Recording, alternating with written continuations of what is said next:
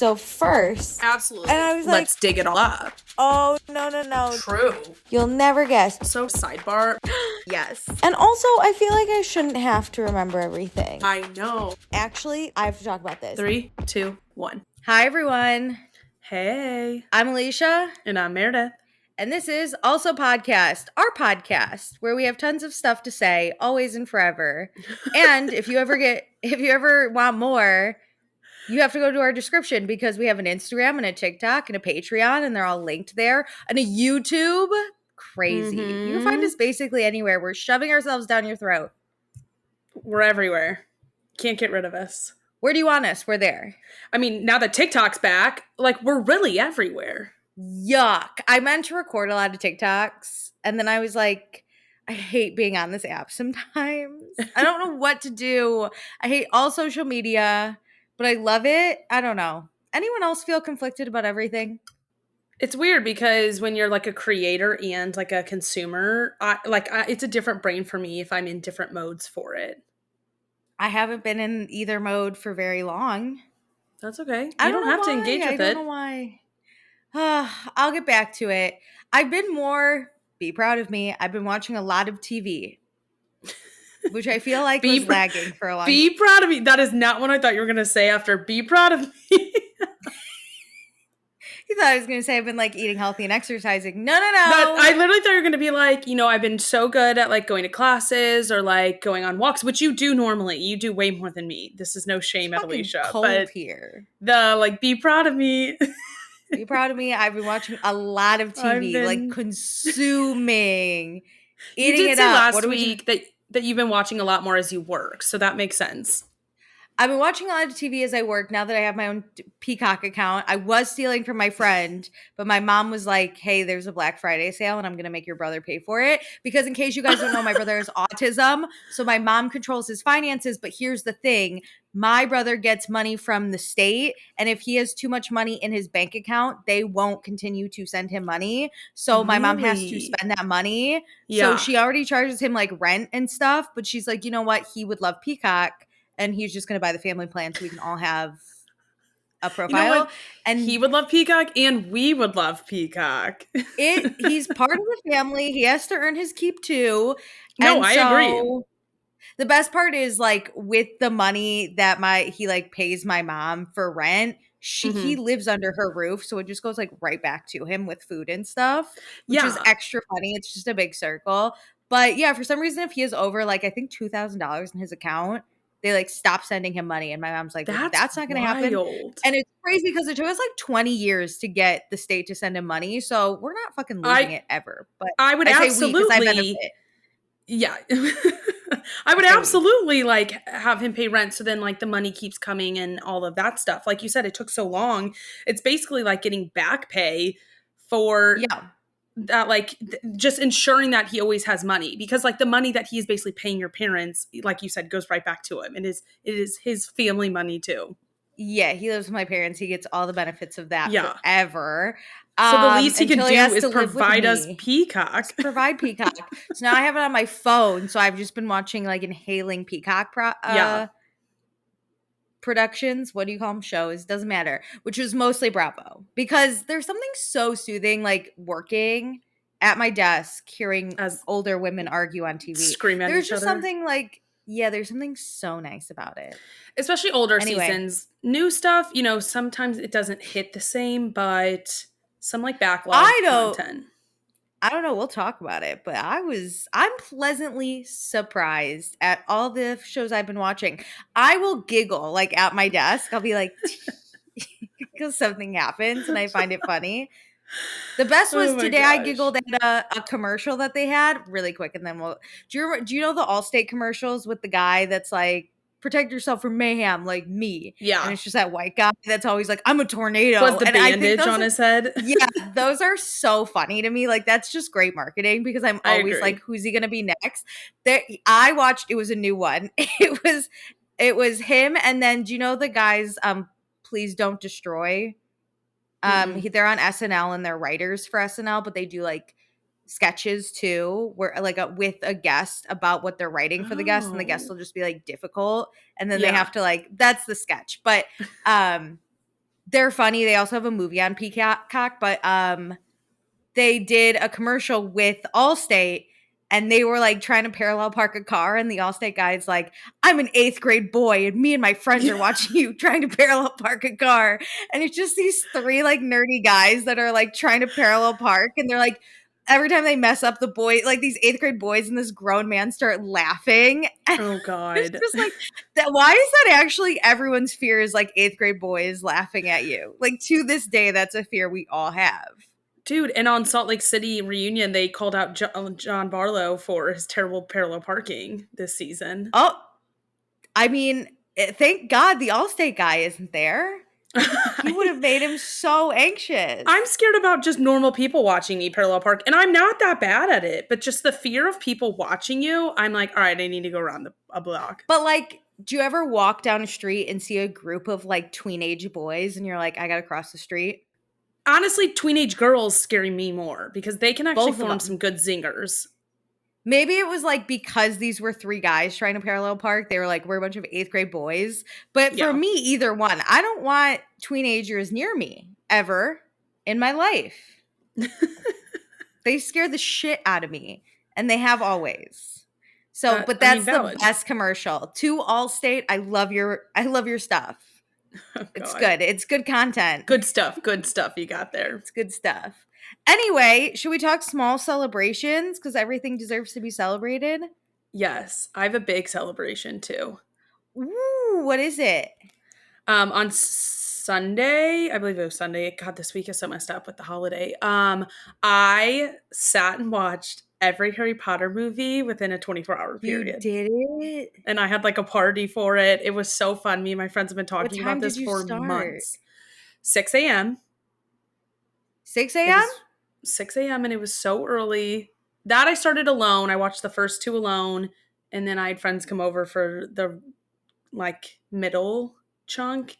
And then the last two I would skip the first 2 too, because no offense to Sorcerer's Stone and Chamber of Secrets, but it's just a little slow, and I don't really care if Hermione's trapped in the bathroom with like what the troll or whatever. It just wasn't it. But Prisoner of Azkaban, so good. I know. And that's when they get their budget. That's when they get the budget. That's when we're flying. Sirius Black shows up. Oh my God, is he a hunk or what? And I'm in it to win it at that one. Hot take, don't love Goblet of Fire. It's fine. I hate that movie. I hate it so. It is my least favorite of them all. We don't have to go that far. We had Chamber of Secrets and what's the other one? Sorcerer's Stone out there. See, no, I think Goblet of Fire is worse. And the first Deathly Hallows was so boring. I think Goblet of Fire is worse because we have this whole Triwizard Cup, and the only reason we have it is just so Harry does the port key to Voldemort, and like it's so stupid, the Triwizard Cup. It only happens every 100 years. Like it'll never happen again. Also, in the lore of it, like all these people died. They weren't even supposed to have it. I find it so stupid. Was that your least favorite book too? I actually preferred the book more than the movie. I mean, like most books, but I think that one, the competition ends up being more interesting because like you need all those details to hook you in a little bit more. But no, I've always just hated the tournament. I just find it so stupid. Well, I don't know, like my number one reason for hating that movie. There's a lot of reasons. Oh, but no, why? That is when you can tell the cast is going through puberty, and I want to die looking at these kids. Like it's so hard to watch Ron and Harry have those hairstyles. It's so hard. Because me and my friends had already seen all of the movies, and most of us read the books too. We didn't really sit down and enjoy it. Like that wasn't the point of it. We were talking about Harry Potter things through most of it. Yeah. And somebody said that the crew or whoever was in charge told them to grow their hair out. And then they were going to come in and sit down and they were going to cut it so they had the exact length that they wanted, and they just never cut it. And so they look so weird because they just gave them terrible haircuts. Harry and Ron look crazy. Even Tom Felton, Draco Malfoy, who was my absolute crush throughout these movies, he had the little floppy hair, and I was like, what is happening? What is They all had happening here? horrible haircuts. It was bad hair, except Emma Watson. And but that was also the movie that she glowed up, and we all had to sit there and be like, hers wasn't even that great. I think all of their hair got way better in the fourth, but it just, whoever was the hairstylist on that movie, that was I hope they got fired in. And then what's the fifth one? The fifth one's good too. It's SOS. You just watched them. I know, but it's hard to remember. Princess Sixth. What's fifth? There's Order of Phoenix. Order of the Phoenix. That's a good one. Yeah. Love that one. I love that house they go to. Love the house. A lot of people also hate the Half-Blood Prince. Not me. Me. I like it. I think you get to know Snape a lot more, and it builds that character out. Meredith, what do I love? I love a villain. I love a villain with a complicated backstory. That's why Draco Malfoy is one of my favorite characters. That's why Severus Snape, I fell for. The first book, I was like, who's this? Or the first movie, I was like, who's this man? Because I've never read the books. You're right. I think the character of Snape is really good. But how do you not appreciate Half-Blood Prince after you know the end result of Snape? Like, if you watch it a second time through, you're like, I love him. He's so great. Isn't that when they're doing potions too? That was just fun. That's why it was Snape. It was Snape's book. Yeah. Oh, it was so good. It was so good. We got to see old Snape. I loved. And then Deathly Hallows, obviously. First movie, kind of boring. But you need setting it up. It was setting it up. I get it. Second movie, though. You want to know a fun story? Maybe I've told people this before, but I saw the last two movies at their midnight premieres, respectively, for both. And again, I hadn't read the books, which is my fault. Well, it's my mom's fault because she told me I wouldn't like them, so I shouldn't read them. And I went, okay. Who's not going to trust their mom at 10? I was like, oh, okay, cool. And then it just got away from me. But then my friends made me watch all the movies to prepare for Deathly Hallows. My God. Anyway. So we went so me and one other friend had never read the book. So we kind of didn't know what was going to happen, which was kind of exciting. I had no idea. I liked that though. We were pumped. And we had watched all the movies together, and from movie one, I turned to my friends and I was like, Neville Longbottom is about to have the most iconic storyline. And my one friend who had also never read the books was like, no, he's not. He's such a fucking loser. And every movie, I'd be that's the person.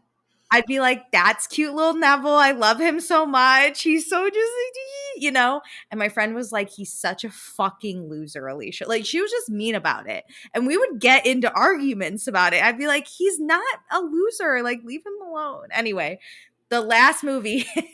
Wait, really quick. You clocked that because she hadn't even, J.K. Rowling hadn't even written all the books by the time that first one came out. So you clocked that before that was even written in stone.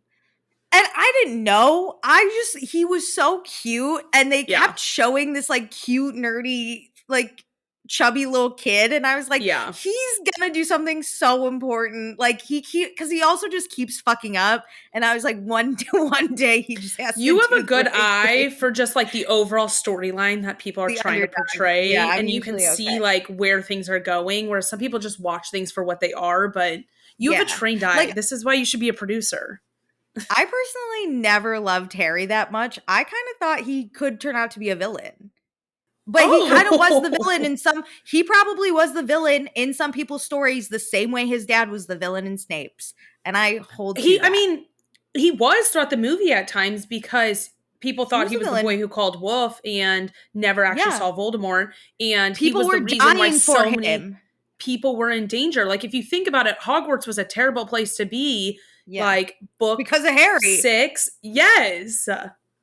They always would have targeted a little bit because you always target, your education institutions if you want to bring down the current power structure, but not to the degree. Hogwarts got destroyed. Yeah, that poor Ravenclaw that had nothing to do with the plot was probably like, why can't I just go to fucking school, you know? And so I always was like, there's something I don't love about Harry. And if Ron was a worse kid, he could have easily been like, my whole family's fucking dying for you. Like, get out of my, like, I He got it. does do I that saw, in movie 7, in book, oh, you're like, right. first part of book 7. He's like, fuck you, this is my family dying, you don't understand because your parents are dead. I got it, but I also got that Harry never asked for people, but like, well, we're not Yeah. going to follow you, please. Anyway, I was like, Neville's going to do something. And my friend the whole time was like, Neville's a fucking loser. He's probably just going to die at the end. And then he slayed the fucking snake, and literally the whole crowd erupts. And I just turned to him, I go, I fucking told you. I Proved told you right. Neville would come through. And Like then 10 my years friend, later, proved right. yeah, well, Jesus, it took forever. But no, then my friend who had like, she was a big Potterhead, like die hard. Like I'm sure you are, but she would probably put you to shame. She was that Oh, I'm big, not a big diehard. I into it. just fun Oh, challenge and I'm in. she was super into it. And she told us after that J.K. Rowling wrote Neville and Harry to kind of have identical, similar stories. So technically the prophecy, it could have been either of them. Yeah. This whole thing about like someone defeat, it could have been either. I love, so that's why what I she love like put Neville in it. Yeah. about the backstories. I don't think a lot of authors or like movie writers or even TV show writers do this. Like I think J.K. Rowling is a horrible human being, Oh, but when it terrible. comes to I wish her her nothing but the content, worst. Yeah, she terrible. she always gives a peek behind what she was thinking if it didn't make it into the book or the movie. And so people would Mm-hmm. always tweet her and ask her questions about the logistics of some stuff or like what happened with this, and she will always answer. So there's a lot of lore on the internet to look Yeah. up. It was like this whole thing of like, it could have been either. People just like assumed it was Harry and it became Yeah. Harry. Like I mean, it because is people already, Harry, but yeah, but it could have been Neville because his parents were yes. also both murdered at the same time by, well, Bellatrix. But like, it could have. It's that there was If a Voldemort had gone prophecy. into Neville's house, it could have just been Yes. Neville. Like There was it a was prophecy so, that Voldemort yeah, was given, and so like if he could have read it as Neville's family, not Harry's. exactly. So it was so funny at the end, and I was like, oh my god! Not only did I know Neville was special, I fucking knew he was the hero the whole time. I knew the story was about him. You were like, I But picked the I good still ones. root for the Malfoys through and through. And hot take, I like Bellatrix Lestrange. I think she's the fun villain. She's here to fuck shit up and not She feel is bad. so fucking crazy, and I mean that directly. In That the I know we don't best call way. women crazy, but like No, legit she's crazy. actually And I batshit. love it. I love her, and the actress is really good. Can you imagine filming that? Her like eyes are always so weird. I can't imagine I going in know. and out of takes and just having to have my face look like she did. You know when she like attacks Emma Watson in the last movie, like bites her or something? I guess like she every time they'd call cut, the actress was always like, I'm so sorry, are you okay? Like she immediately was like, I feel so bad because Emma Watson was like 17, 18. Like she was still young at the time. Yeah. And so this actress felt so bad. But the actress is really good. She's also in The Crown. If anyone has seen that, she's so good. And so is that annoying teacher who wears pink. She was Queen Elizabeth. Yes. Yes, what's her name? Umbridge? Yeah. Yeah. Oh, it was so good. I love British actors always showing up in British content. Same. Anyway, What's your small celebration? I don't have that was it. Talking Harry Potter. No. I don't really know. That's Nothing. okay. No, I have to come up with something. We have to celebrate even the little things. Oh, I've been having fun. Fourth Wing, the next book was released in the series. It's kind of a loss though, because the first, I don't know, 100 pages, I was nothing but confused. And I'm usually really good at like fantasy stuff. Like I can hold on to important points and like put things together, even if I have to wait for a book to come out. When I tell you, I didn't know who these people were, what we were doing, what the point of all this was. It's the what same was characters happening. though, or like Yeah, it's all the same. It literally picks up right where we left off. And I even read a full summary on where we left off so I could remember.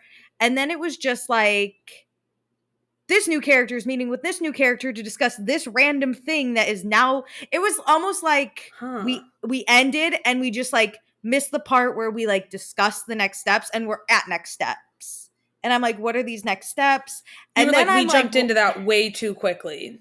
it was too quick. I didn't understand because something happened with one of the main characters, and then they're like, it's only half happening. And I'm like, how's that?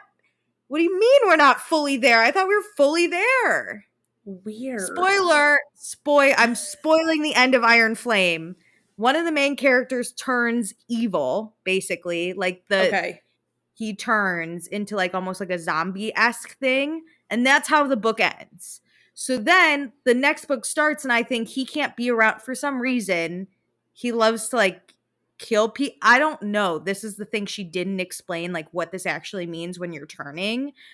But he's like it's like totally fine. You need the lore behind it. Like, what's going on here? What does this mean? I think that's in the context. Is like if you were like, I've been bitten, I'm turning into a zombie, right? I would be like, okay, I don't know what that means. I've only seen full zombies. So like, let's see what's going to happen. I would assume we all need to get away from you. Yeah. He's living amongst us, but he's hurting, but no one identifies him, even though he's supposed to look like this evil-esque thing. And all these things do is like kill humans. You know what this is probably bringing you back to is the chaotic dynamics of Vampire Diaries. Vampire Diaries. I know. I still haven't even finished that fucking show. I have like 4 episodes left, and I'm like this is clearly like a rules don't make sense. Like, what is happening? Can please somebody explain this to me? That's it. It's like rules don't make sense. No one has explained anything to me. Who are these people? What is the point of all this? What are we doing? And I have finally started to understand what we're doing. But let's be clear. Those first 100 pages, I still don't know what happened. We're now where I thought we would be. I don't know what those 100 pages were. And I'm not alone. The internet is up in anger about this. Everyone's like, what's happening? Saw people getting the book, but I haven't seen anybody talk about it because I haven't read the series. But I know it was a big one of people like waiting to get it. And some of them shipped late. So people are kind of pissed. Like, why did I pre-order if you couldn't even get this to me on time? That's bullshit, Amazon. Okay, this is why we don't shop with any of the white men. Alicia, I started a series on my own personal TikTok of things I'm trying to do to like little things to take back my power. And it feels so enjoyable. I already deleted Prime years ago, but I shut down my entire Amazon account. So I cannot even like rely on it.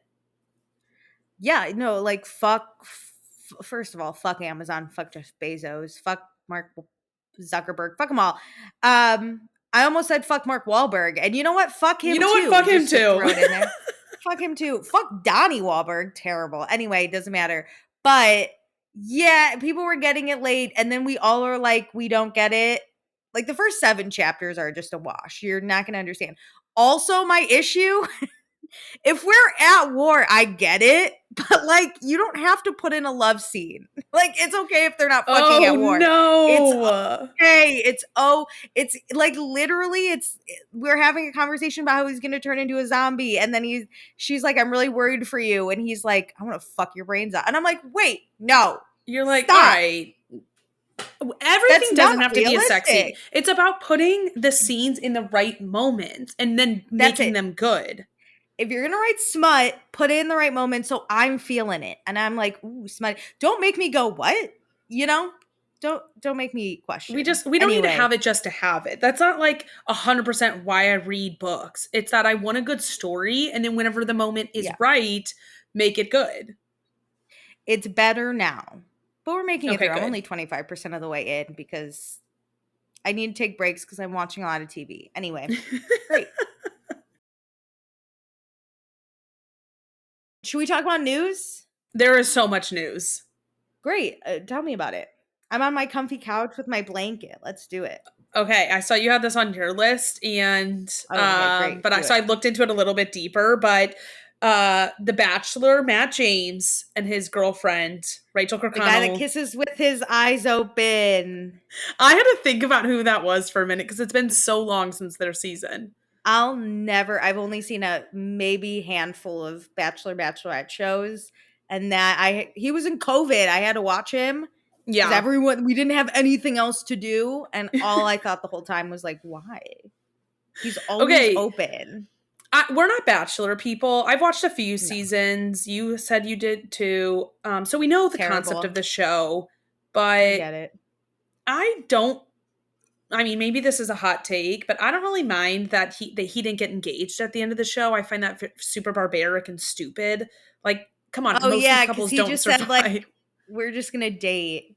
Yes, Yeah. but what I do find insane is you date for 4 years after the show and talk about engagement, and apparently they broke up because she thought they were getting engaged in Japan. It seems like he never wanted to get married, and she's like, I'm done here. Good for her. Here's the thing I saw though, is like, going on to the Bachelor, Bachelorette, you know what's gonna happen at the end. You know the purpose is the I engagement know, ring. but let's be honest. I respect, but why can't you just have a really long 4-year engagement? I think you should What's at the least difference? intend to get engaged within a year of ending the show. Like, there's engagement should be on the table. I understand saying I've only known you for 4 weeks. This is stupid. But Meredith, if you just stay engaged for a year, you get the ring anyway. So you might as well That's just true. get engaged. Well, on you have the to stay engaged show. like 3 years, but that's true. It is a free Whatever. ring. They I forgot about that. Literally Like, together that long. that's so true. They missed out on a free ring. You could easily, instead of saying like, I don't want to be engaged to you, I want to date you, you could say, I want to propose to you, I see a future with you, you are my intention. However, I would appreciate like a long engagement. That's true. Like, in your fantasy suite, you could say like, hey, let's get like, well, if we get engaged, like, I don't want it to be like a stereotypical engagement if we met on the outside and have been dating for years. Like, let's get to know each other and then we can work towards a wedding. That's true. I think, you know what, sometimes I also think, because Bachelor in Paradise gets put in there, Bachelor in Paradise, let's stop making those couples get engaged. That's weird. Get engaged there. You're on a beach vacation. That'd be like if people on Love Island started getting engaged, and I don't want that either. Can you imagine? I don't want that. No. But I think like whoever the Bachelor, Bachelorette is, you have to be clear with your intentions. Your intention's either going to be, well, it should be, we're going to get engaged because that is the point of the fucking show. So then it's not. It's everybody can become influencers. That's what's stupid about it. But I think the way you need to, before you get married to someone, discuss finances, discuss like future, because they sit on the show from what I've seen and they don't eat the food in front of them, and they just talk about how they want to have 12 kids and they want to live in this state and their parents do that. Like, it doesn't throw in there too, what's your thought of a long engagement, considering we're not dating on the outside world, we're dating within like a fishbowl. So are you okay if we get engaged at the end of this to be engaged for 3 years? And if they say no, that's not your person. Their non-engagement and breakup were even more chaotic because this clown, let me tell you. It starts with them posting London content, which isn't weird. They're delay posting. Totally get that for safety and like brand sponsorships. But he posts his final story of London, and 12 hours later posts a breakup. The weirdest caption. The fact that he used a bachelor picture, like when they first met. And then it's like, God help us with our broken hearts. Like, it was literally like, our Father who art in heaven, help us with our broken hearts. Thy kingdom come, our kingdom crashed. And you're just sitting there and you're like, the fuck is happening? I really believed his account was hacked for a minute there because like it was that weird. I didn't, because I think this dude's a weirdo. I understand that, but like I was like, you've been dating this girl for 4 years and you have such little respect for her than to post that. And then it comes out that he posted that within hours of them breaking up too. Yeah. Can I also say, his caption was so terrible. I would rather a man break up with me and then put on Instagram a picture of us and go, I just don't think she's hot. Like, that would be less painful than what he wrote. What he wrote was crazy. I would much rather him be like, just not in love with her anymore. It's over. She's actually a bitch. Great. Literally anything but Lord Hail Mary help full me. of grace. I'm so sad for all my face. Like, he is so yuck. He's a yuck. I also thought about this that I don't think people are talking about is they were in Japan, so their seats had to be next to each other. I mean, they're probably flying first class, so at least you can put up the little privacy screen, but like you have to go home together. Why would he break up with her in Japan? She broke up with him. She did it. Because she said her dream place to get engaged was Japan. They go on this trip. I bet they, it doesn't happen. She is like, fuck this, I'm done. Yo, I get that. I would, though, you make enough money, I would probably be like, I'm going to stay an extra day or True. I'm going to go home early. This is how I envision it. They're at the airport. Like, they break up. They're at the airport. He is posted on Instagram as they're boarding their flight, and then they literally take off as they're sitting next to each other. This couldn't have been worse. It couldn't have been worse, honestly. I can't think of one. Do they at least live in LA? No, they don't even live together. They don't even live together. He lives in New York, I think. I think, lives in New York, and I think she lives in North Carolina now. And they go back and forth, I'm sure. Though they're flying from Japan to the East Coast. At least if it was LA, that's only 7, 8 hours. They're East Coast bets. Holy shit! I would have changed my flight. I would have been like, I bet one of them did, but I was thinking about that when I heard it because her sister commented on stuff saying it was 3 hours between their breakup and when he posted it, and I was like, imagine flying home with that douchebag. I would have been like, this guy's stalking me. Can you change his seat? Send him to leave Coach. Me alone. Yeah. Send his long ass legs and open eyes to Coach. Get him the fuck out of here. Yuck. He doesn't even blink. He's so weird. I never understood why he existed. There was also a girl I knew on his season from my college. That I thought he was gonna pick. Yeah. I think her name was Michelle or something. Michelle Young, yeah. Yeah. She was a basketball player where I went to college. And I was like, he should pick her.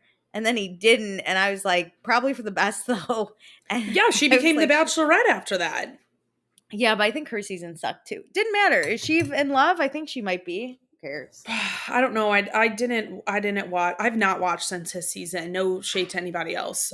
Same. No, fuck that. I meant to watch Michelle's season, but I have watched 2 full seasons, and Matt maybe I just sprinkled in whenever my COVID group was like, we're going to watch it. And I had nothing else to do. So I didn't watch it from the beginning or every single episode. I've only watched 2 seasons fully through. And from episode 1, I knew who they were going to end up with. And I was fucking right on both. Who fucking cares about this show? If I can call it, no, I don't want it. Okay. I want to be surprised by every turn. All right, moving topics. Do you remember Julia Hart from My Unorthodox Life? She, in her divorce, was awarded... Hang on. Wait. Not the daughter. No, the mom. The mom. Okay, sorry. Go on. In her divorce, she was awarded control... She's getting divorced. Of her ex-husband's business, which she was the one running it. So she's back in that business. She got their apartment in New York, which is a $10 million apartment. And, oh wait, no, it's not a $10 million apartment. She got the business, or control of the business, their apartment, and $10 million. His lawyer sucks. What happened? I know. That was his business. Bad tight. Before she came along, but she did a lot of work in the business. I think she deserves the business. Doesn't matter. No, I think she's a terrible person. Take everything from her. I love when bad things happen to rich people. He's the richer person. I'm like, take him down. Yeah, but he's not public enough for me to hate that much. I don't even know his name. Stavros? What was it? It's something like that. I don't know. It was like Stavros, right? It was his last name. That's an Italian name. To Hart. No, I think he's Italian or something. Oh, so maybe it is Stavros. It's not Stavros, but it definitely starts with an S. But cool. Yeah, he changed his last name to Hart, which obviously he changed back. I'm glad that show was canceled. It was rough to watch her hate her son for wanting to be Orthodox. I I know. get it. I would never want to be Orthodox, but like, it's not your choice, girly. Especially You when started raising him in this spot and then you left. If he wants to stay, he could stay. that's what it is. It's like, I totally understand, like, showing him the outside world. I really think you should. So then he knows everything and can make a choice. But if he wants to live that life and it's not in a harmful manner, like it was really harmful for your daughter. So make sure he isn't doing that Yes. harm. But it seems like the dad is a lot better too, like the The dad biological seems dad. cooler. I think like he probably a lot He of shit lightened up a happened. bit. Like his Yeah. daughters and wife left, and he was like, "I'm gonna lighten up on the Orthodox train." But it's like I'm not comparing Jewish Orthodox culture to this, but it's similar to how I feel if like people are born into a cult. I can understand why you don't want to leave that cult. I get Yeah. it. Like, but if you are outside and then go into the cult, I'll be like, what are you doing? Well, it's Get like on you out can't here. Don't force join the cult. people out. It To has to leave be what their they know. choice. Yeah. Yeah, but like they all this is how they know. It's like if you raised your kid in a cult and you leave the cult and you're like, now come with me. This is all they know. They're not gonna want to leave. I understood the son. Also, he Yeah, that's asked multiple true. times, can you stop? And the mom was like, no. It's Yeah. like Jesus. It was hard to watch. But good for Julia Hart. I guess we do root for the women, not Stavros in this case. That's the thing. I just am like, go girl. Go on with it, girly. Take him for Glad all for he's you. worth. Yeah. Speaking of another All woman right. we can celebrate that you'll really be on, James and Allie are Uh-huh. officially broken up. Yes. Good for her. Get out of that. Get away from. We all knew not to date a DJ and we still fell for it. That's on us. Never again. Never again do I. Joe Bradley, get out now. No, I'm just kidding. Um I DJs are actually bad believe in news. in Maddie's sobriety. She has been sober for so long, so her and James are Well, not the not even same. that, but like all DJs suck and you can't convince me otherwise. Come on. If you're a fucking DJ, come on. I love I them. love Don't get me that. wrong. I am part of the culture. I've been going to see DJs But you since. wouldn't date one. No, probably not. What you're? Hey, yo, come. Actually, it's so No, funny. And no, my no. my friend's actually doing really well. But I think when we were like 25, 26. He one day like woke up and was like, I'm gonna, well, he didn't. I'm sure he was thinking about it. But to me, he one day just woke up and was like, I'm gonna become a DJ. And I was like, you already have a degree and a full-time job. Why are you becoming a DJ? Like he's doing good. He's really hustling and like Hmm. playing shows and whatnot. But it's so funny because like he showed up last year, so we're like 29, 30 years old, and he has his ear pierced. And I was like, what is going on? What is this? Like What's you're a this midlife maniac. crisis we're all having? Oh God. But yeah, good for Allie. Get the fuck out. She take everything. She take her cat. She get Mr. Whisker. What's his name? I'm sure. I mean, she was seen taking stuff before the breakup announcement, and then I think this week she was seen taking stuff from the house. But I mean, especially with the Good for show you. being over, like I Damn. would be like more inclined to leave now that the Yeah. show's not happening. She's got her astrology business. She doesn't need him. A Amen. DJ. I knew it. She should have read those stars better. It was telling her stay away from that DJ. Oh I'm just no. kidding. I don't know. I don't know how astrology works. Is it in the stars? I The don't planets were know. aligned. I don't know. The Mercury must have been in retrograde because when she said yes to it, I don't know. You just trying to pull out buzzwords. Well, I that's don't know basically all how the it news I works. have. I mean, at some Did I point I have want to any talk news? about the Justin Baldoni, Blake Lively stuff, but that's going to need a whole like That's hour. happening. There's a lot happening. I know. I would just like to say my favorite trend on TikTok is that Obama saved it. Thanks, Obama. I Because am we in keep getting anything. propaganda. I'm in for anything that happens good in the next 4 years, just to say thanks to Obama. Thanks, Obama. Yeah, no, well, the propaganda was very obvious when you tried to log into TikTok when it was down for like 12 hours. Ugh. And it was like, we're working tirelessly with President Trump. And I was like, God, do you know what that sounds like? The Hunger Games. It sounds like President Snow is trying to. And I was like, yuck. And so that happened. And then when it came back, it was like, thanks to President Trump. Y'all, if you found and looked at anything, he's been trying to ban TikTok forever. He fucking hates Well, everyone. I think people, I mean, are just so ingrained in the whole like cult of Trump, but I'm like, can you imagine if your parent took your food away, gave it back to you, and said, now thank me? It's like, Wait, what? fucking what?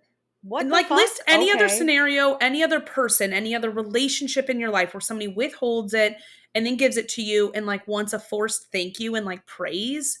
Weird. Well, it takes away something that's yours, like your freedom of speech. The fucker, what are you doing? So then I was like, fuck this. And so everyone's like, what if we just thanked Obama for it? And I was like, that's funny. That's a I'm on funny board. joke. I'm on board. So I've been loving that. Also, if you guys don't already know, if you block Facebook, Meta, Twitter or X or whatever, Trump Yes. and JD Vance on TikTok, your algorithm goes back to like somewhat normal Well, I mean, ish. I think the algorithm just got reset because it went away and then came back. So like I don't think there's some big conspiracy. I think there are things that are different, Why am I getting but left wing content or right wing I content when agree. I come I back? I agree. was like, this isn't my algorithm. Blocking Facebook and Meta Readjusting. stuff will stop you Yeah. from getting their ads. I talked to my friend who runs our social Thank God. media stuff, and I was like, "Hey, I keep getting this stuff. If I block them, can they send me like if an account blocked our company accounts, would they be able to see our ads?" And he was like, "No." And I was like, "Great. That is so good to know." So honestly, in general, if you ever hate seeing an Just do it. ad, just block the company. Block it. Although sometimes ads get me. I'll start watching a video and be like, fuck, it's an ad. I And then know. I like, And I want to stop this conspiracy because, and this is okay, not no defense to the administration, but just this is how the system works, is there's no conspiracy on why people are following the POTUS account. It's that you are following the handle and they just copy and make a new POTUS. version Yeah. because it all gets archived for Biden. And like Yeah. I was following Biden's POTUS handle, and so it moves over to Trump because the handle moved with him. So like you got to go unfollow it. 100%. It's no conspiracy. They That just move reminds you me. over. It'll happen in 4 years. That reminds me. I should unfollow. Oh, I never followed POTUS. And what's the other one? VP. I think I Just followed at VP. VP. Yeah. Oh, And no, I didn't. it'll keep you following. Like I still follow Biden's archive and the Yeah, VP the archive. archived. Yeah, but you don't have to follow the new ones moving forward, but you have to go unfollow it. It's not conspiracy of why you were following it. Not to get political, but I also want to shout out my girl AOC. She did not go to the inauguration because she said she does not support rapists, and I feel Amen. that. Good for you. Can I say though, can every like Hulu specifically, can you stop every time I turn on my TV going, watch the presidential Oh my God. inauguration? I would rather die. I would I do the rather. same thing. Why are you shoving it down my throat? You No, know no, what I okay. watch. What I part of get you it. thinks that's I it? get it on Monday why it's at No. the top of your thing. I understand it's like No. live happening. But on Wednesday, why was it Stop still telling up me to there? watch the replay. I'm not going to do it. If I didn't Like, watch it live, I'm not going to watch it after the fact for fun. Do you know how boring inaugurations are? It doesn't matter who's getting inaugurated. I've Why would never I watch watched that? one in my life. Why would Me I neither. watch Why would I watch it? this? I would only watch at this point if a woman got sworn in because that's fun. But I would only tune in to the part where she got sworn in and then I would turn it the fuck off. I know. Okay? So like stop. But Oh you my know who did gosh. attend was Bernie Sanders and he looked He did not. miserable. He didn't stand up. I was like, I love you. So, like, I, I we love my love. man Bernie. I feel the burn every time he's on my screen. He is so funny and he's He's not what even got trying me to be. thinking that, like, Yeah, he's okay, the there's little things every day that I can do to make me feel like I have control. Like, his is, I'm not standing up during this. Like, I will go because I believe in our government, but like, I'm not going to stand and applaud I'm you. not gonna stand. Hell yeah. So there's Hell constant things where I'm like, motherfucking I'm not going to yeah. stand and applaud. I'm not going to just sit and be a part of this problem. I am a little lazy. So like all these big changes and these big things that people are doing, it's just not my vibe. I need little things that I can slowly build up to, I think, because I also want it to be sustainable. So like just everybody pick one little thing a week or a day or something that you're like, you know what? I'm going to make a little change today. Even if it's just for laughs. There's a girl on TikTok who just trolls her MAGA family just to get a rise out of them, which is also hilarious. Bless your She soul. just says, I could not engage actually, with my family.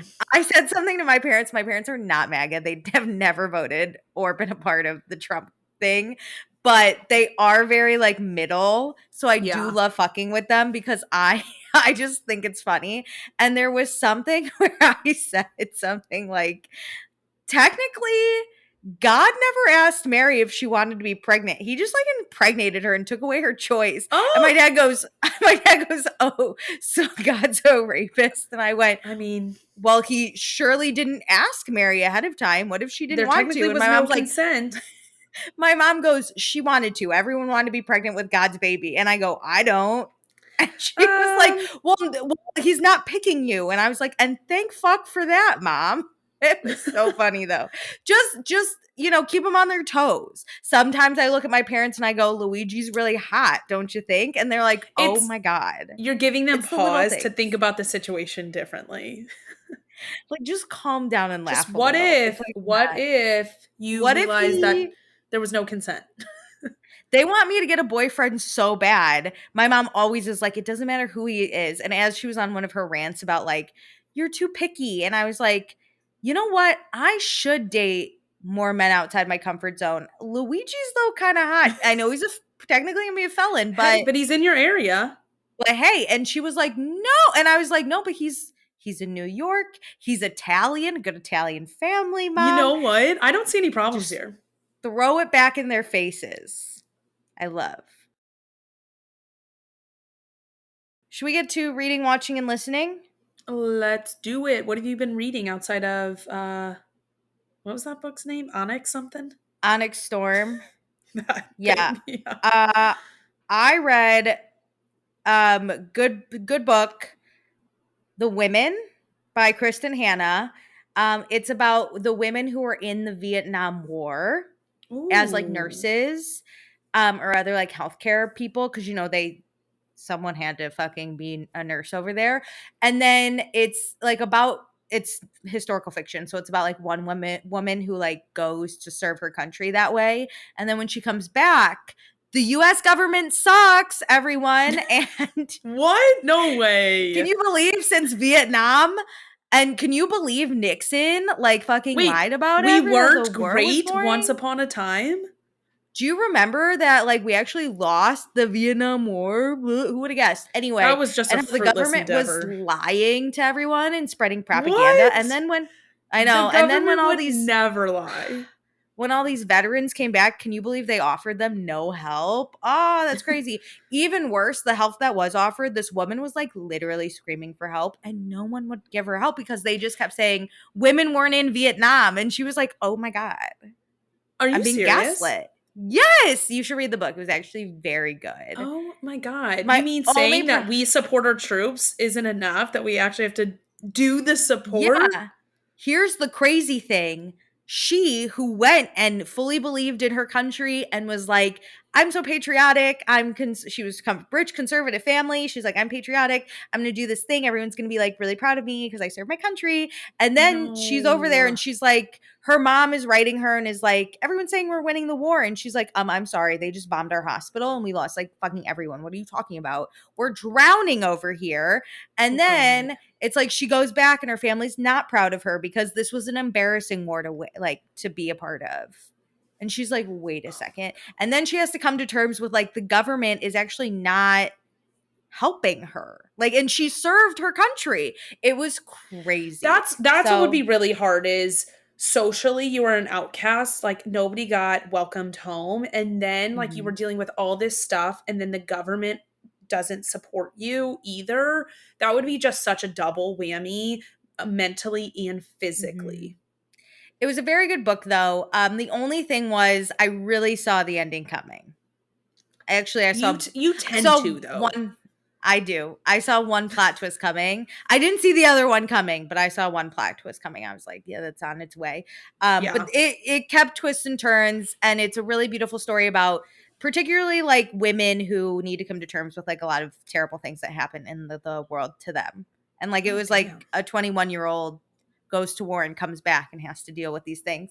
Great book. And then I read this thriller called Rock Paper Scissors. I gave it 3 stars, I think. It was fine. I don't remember who wrote it, but it was basically a thriller about how like this wife and husband are arguing, so they like go to this cabin and try and like fix their marriage, but then they discover all these crazy things. I'll spoil it for you. I'm going to spoil Rock, Paper, Scissors, everyone know, because I'm not recommending. If I recommend the book, I won't spoil it. I'm not recommending this book. I'm going to spoil it though. Anyway, so you're reading about this wife and husband and they clearly fucking hate each other, right? But they're at this weird, creepy cabin and weird, creepy things start happening. And then there's this third person, Robin, who's like watching them. And you're like, Robin's kind of a fucking weirdo, but like, I kind of liked her because we were learning her POV.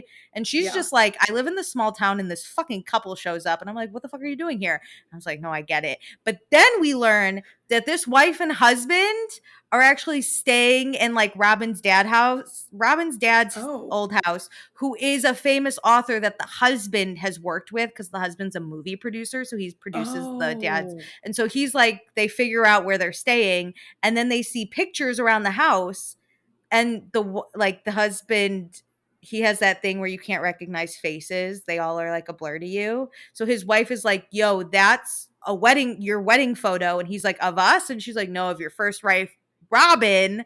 And then it was like, fuck, Robin had us come to this. And he's like, you want a free vacation from Robin, girly. And then Robin was basically like, here's the plot twist. Your wife that you cheated on me with is actually a horrible person. So either you leave her and we'll kill her together, or I'm going to kill you both. Whoa. And I was sitting here going, Robin, kill them both. I kind of forgot it was a thriller, so that caught me off guard there for a minute. No, you think it's a love story, and then she's like, I'm going to stick you with scissors. I was like, wait, oh my God, how crazy. And then you're like, or I'll kill you. And I was like, whoa. I was team Robin, so I was like, kill them both. But no, I was too until the murderer.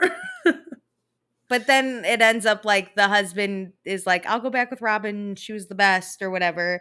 And so he like goes back with Robin and Robin starts living the old life she used to. And then we find out the husband is actually also, I mean, I knew the husband was a terrible person, but then he confirms it. And I was like, Robin should have killed everyone. So then he confirms it. So that's why I gave it 3 stars. I was already kind of like blah. And then I was like, Robin, you should have killed them both. Anyway. I think that would have redeemed her villain. Like, you like a villain, but you need her to be that villain. Well, I understood why she was a villain. She caught her best friend in bed with her husband. Yes. And then you come back. I know he has the face thing, and he was like, I thought it was you. Because that's nothing to blame him for. It's his previous actions. Yeah, but then we find out they were having a long-standing affair, and he knew she was at work. Why would you think that was her then? She was already home early. That's how she caught you. So it was just fucking weird. And so Robin rightfully fucking leaves. And I was like, yeah, Robin. And then Robin's sitting spewing and she's like, how do I get my revenge? And I was like, yeah, Robin, fucking kill them all. And then she's like, your wife's a terrible person. Here's all the things she's done. I want you back. I miss you. And I was like, no, Robin. No, don't take him back.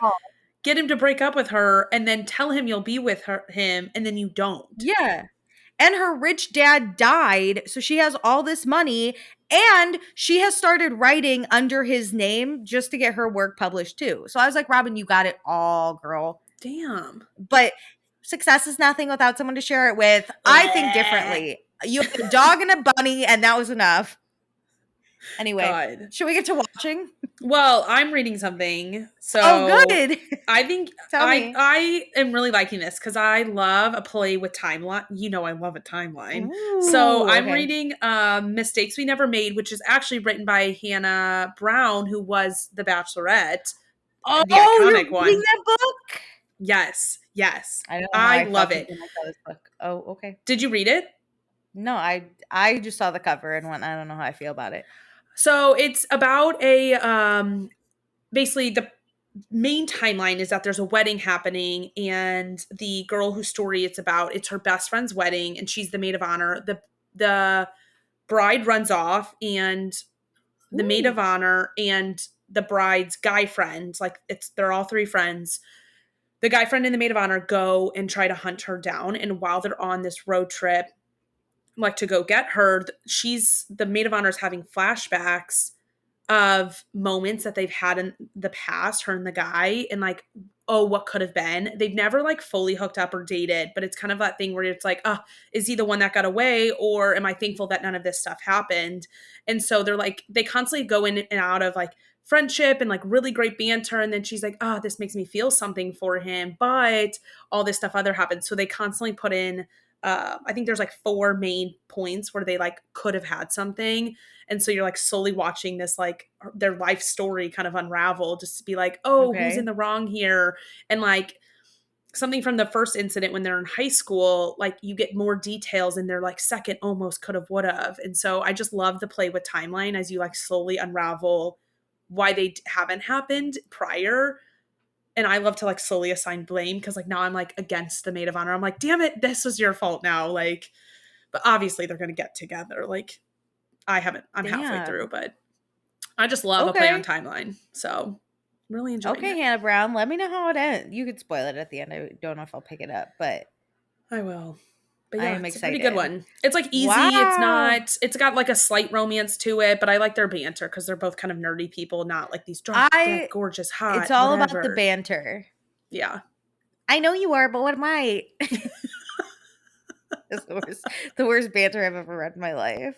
She's like a Oh my god, we're competitive, they used to be in like, they met because they were debate partners. So she has this competitive need to oh like beat him. nerd. So I Oh love it. I'm nerd. like, this is me. This is how I would interact with like a guy friend I kind of had feelings for. Like I would have this pull to just like annoy the shit out Destroy of him. them. Yeah. Yeah, destroy him. Amazing. Okay, Hannah Brown, go off. Is she married now? I think so.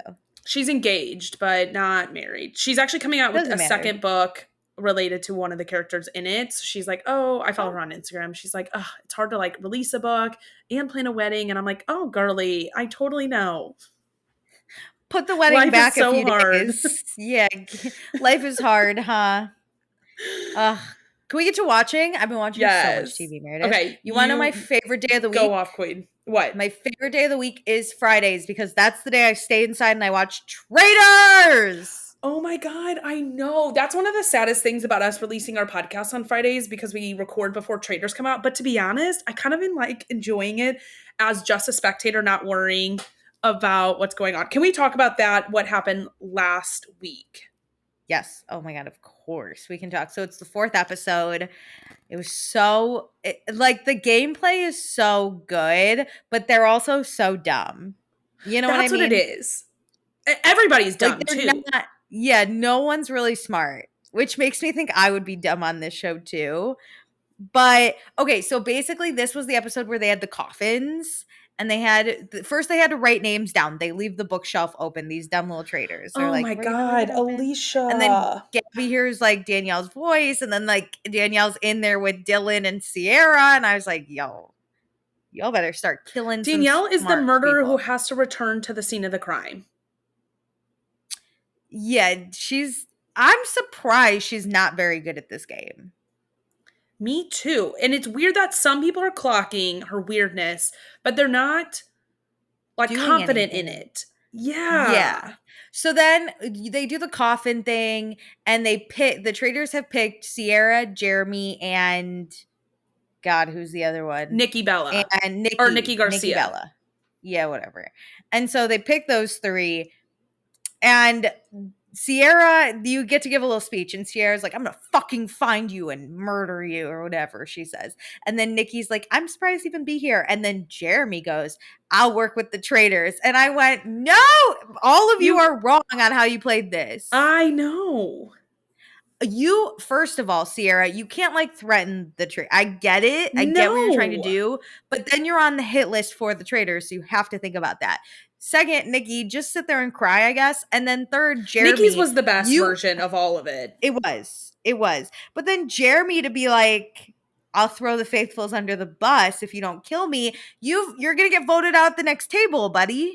That, and if I was a traitor and somebody said, hey traitors, I'll work with you, that would make me feel like you know who I am and you just won't come after me right now. But like, I don't trust that.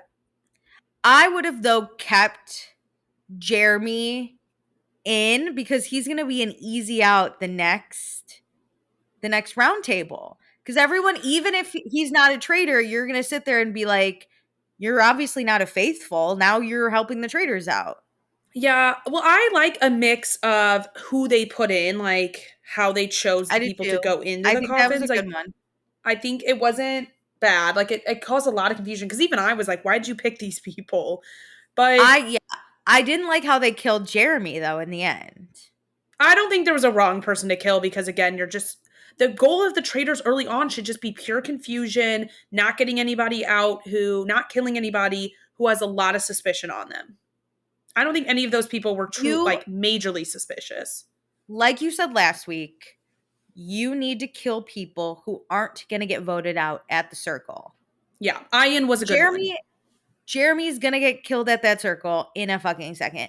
I think kill Nikki because then you split up the Gabby, Chriselle, Nikki of it all because those two girls are not going against Nikki. Yeah. Their whole life is going to depend on it. That is what it is. It's get the people who will never go out, like who are just sweet and innocent, and get the people who have alliances.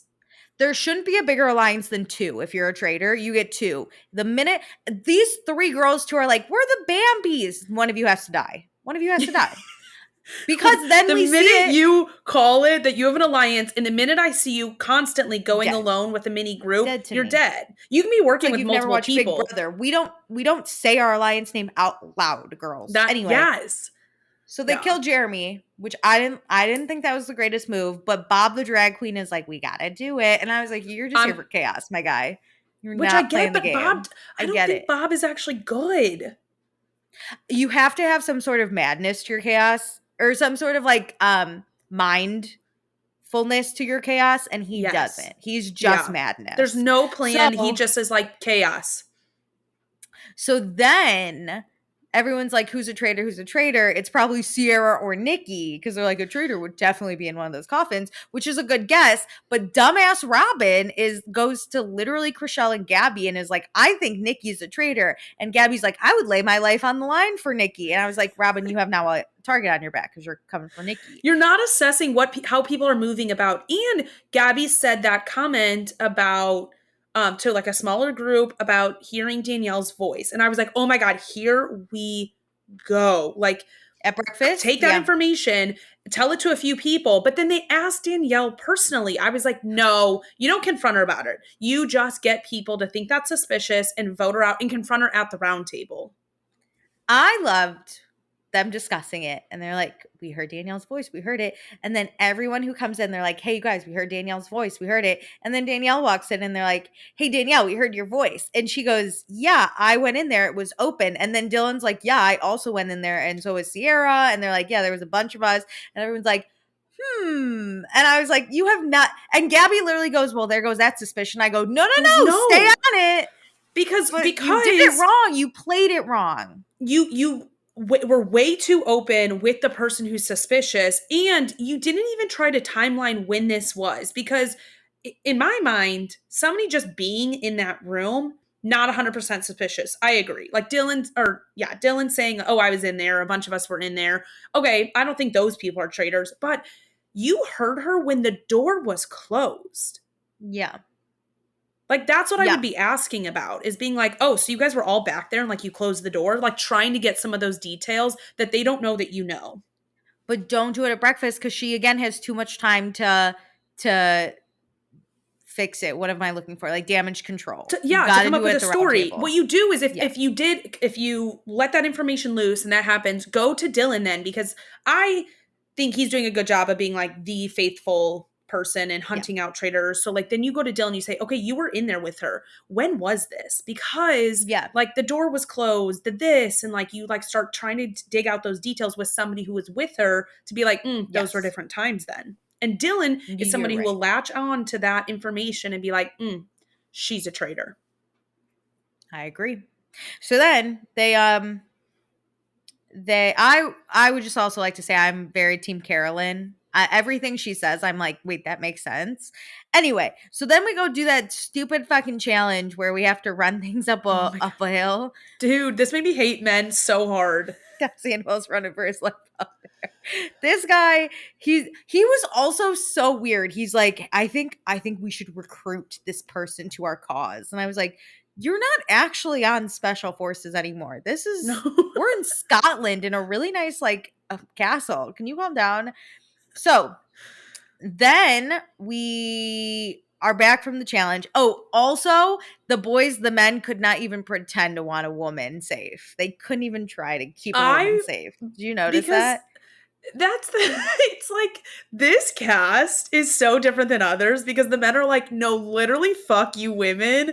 We deserve safety for no Yeah. actual reason. They're not like, hey, four of us are going to haul our heads and bodies up so fast that we deserve And this. then we're And going to then, grab the and women that we should. because I do agree that sometimes when people are really good at challenges and they're at risk, like, let's save those people. Like, some people do Yeah. deserve shields more than others. So I understand, like, wanting to have a conversation or because you outperformed other people, XYZ. But those men just haul their heads up first and sit there and wait for a body. If you were Like, boop, boop, smart, boop. you would think, okay, who do I actually want saved? Because those are the people I'm going to help get the shit up. No, it That's was the like thing. this, that, but like Sierra's like crying for a safe spot. I was like, these men. Tom Oh my Sandoval, God, though, Sierra, bully those men. Whoever brought up those bodies should have been able to pick whose head goes yeah, on their body. I would have stood in agreed. front of that body and been like, Tom Sandoval, get your head away from here. Just start fighting whoever comes over with their head. Well, Tom Sandoval, the whole time, he running up and down this hill, and he's like, if I don't get my head up there, I'm gonna be fucking pissed. And I was like, will you calm down? No one's gonna let you get to the end anyway. Calm. You're a traitor in real life. Nobody cares about you. You're just here. And then we all go back, and everyone's like, we gotta call up. What? Yes, go on. I know what I meant. End of the competition.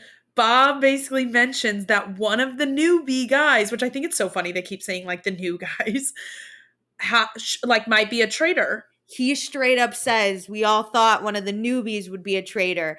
And I'm more surprised that Wes and Derek didn't really clock it as hard as like, yeah, because the three of them should have all been like, yo, we gotta get this. I would actually be more scared being the faithful who's not a traitor and my name gets brought up like that. Well, my other thing was why I guess Boston Rob, it looked like, did go to, they didn't have footage, they just had the audio of going to Wes and being like, yo, Bob called us out. Yeah. And Wes was just like, fuck. But like, I think it was when they were walking to the cars, because I think then Wes and Boston Rob, I think we're in the same car and they talked about it a little bit. And he was like, man, I didn't realize that.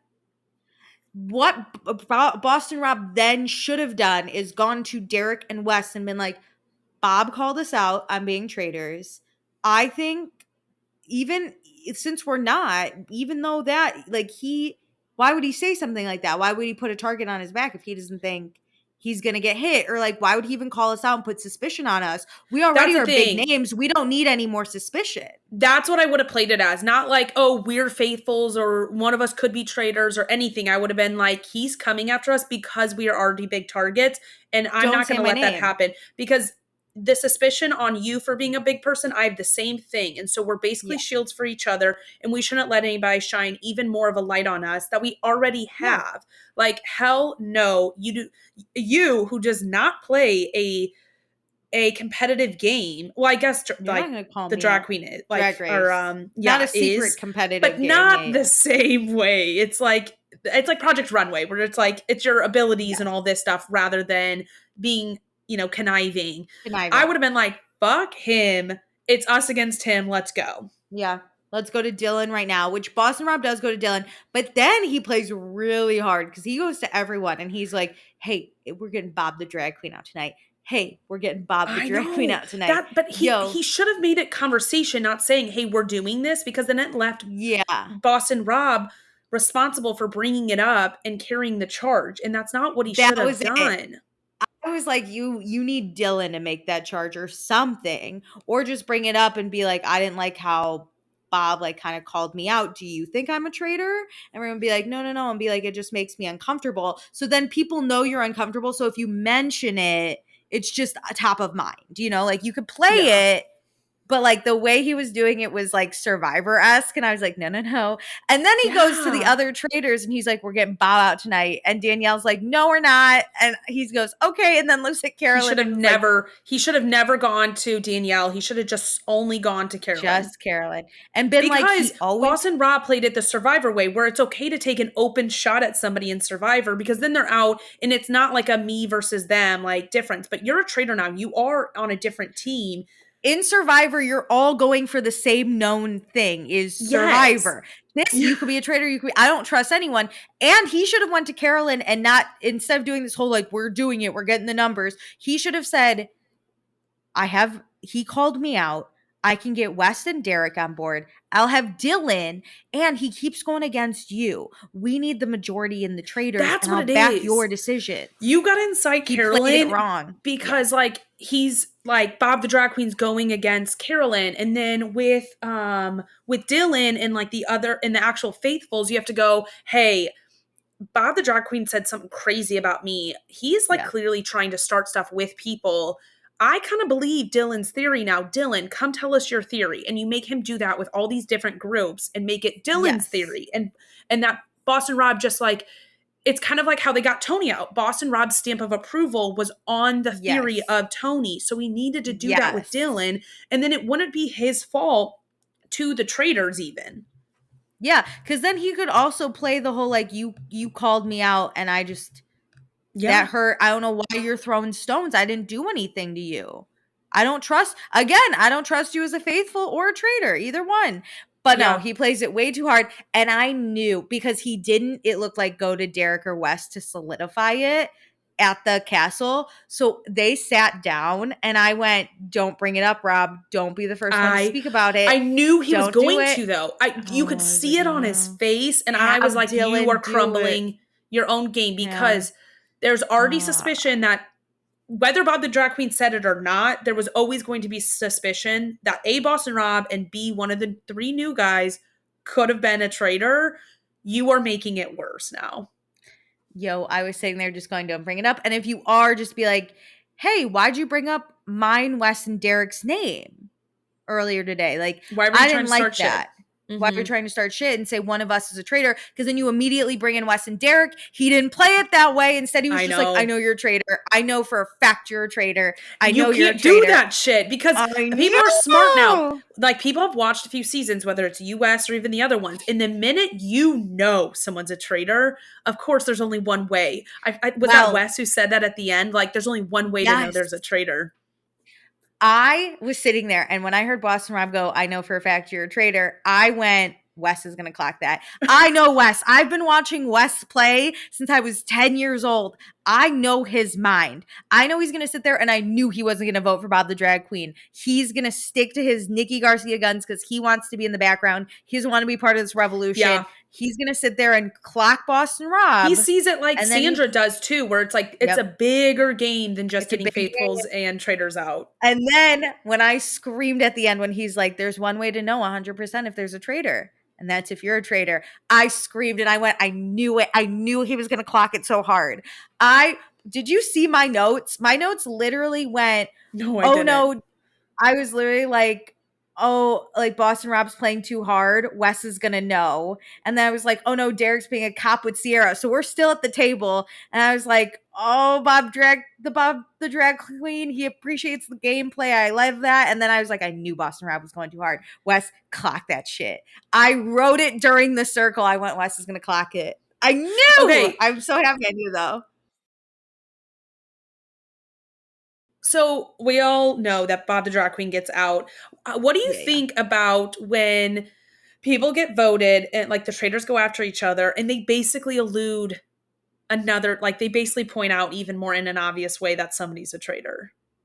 Like Bob the drag queen's exit was basically saying Rob's a traitor. How do you feel about that? I actually thought he didn't do it as bad as it could have been. I think he just said like, I never lie, but that was a lie because I'm a traitor or whatever. So I thought it wasn't like whenever he gave his vote, he was like, I forget exactly what he said, but he gave it to Rob, and he said something where it was just basically like, oh, something like clearly a bitter fight is happening with mom and dad, you know?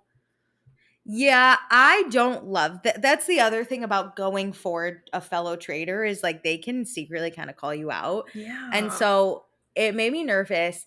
But I just think Rob really played it bad because now Wes has clocked you. People can take what Bob the drag queen said, and that's questionable. But then you angered your other 2 traitors. Danielle is heartbroken. Carolyn doesn't know what to do because she's just still not calling the shots. And she's like, I don't. She doesn't know I how don't to know what own to a game do. early on. I think she knows how to capitalize and win at the end of something, but she doesn't know how Yeah. to build the long stretch of a game. But if I'm Carolyn, I don't want Boston Rob to go because he's the bigger survivor threat. She can't I be the only agree. survivor bitch I don't think standing.